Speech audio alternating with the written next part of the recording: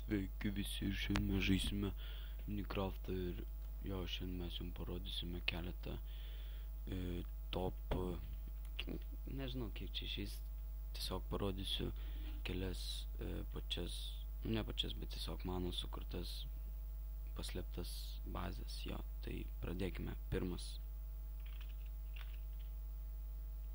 Taigi tai pirmas būtų medyje paslėpta bazė, tai kaip matote, jūs net nepamatytumėt, kuri čia yra, prie kurio medžio čia yra bazė ta paslėpta. Šiaip labai man šitas patinka, tai čia būtų tiesiog, tarkim,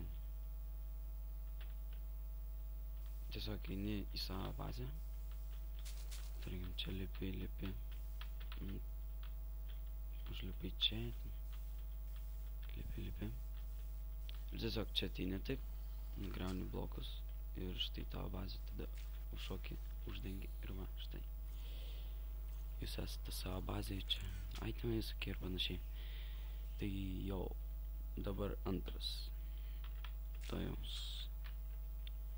Kaip matot, tikrai nieks nepasakytų, kad čia bazė yra, ir be to nelabai kažkiek kirsta tą medį. Tai antra bazė.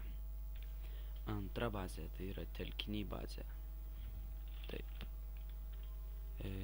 Tai tarkim, jūs einate ir tiesiog, kur aš čia paslėpiau. Va čia. Tiesiog šokate ir štai jūsų bazė. Arba tiesiog galite čia duris padėti. Bet manau, taip kažkaip netiek daug matosi, ne? Tai čia buvo antra. Dabar bus trečia. Tai čia yra trečia top base lavoje šitą slėptuvę. Tai tarkim, čia vėl tipo bėgat ir tiesiog šokate.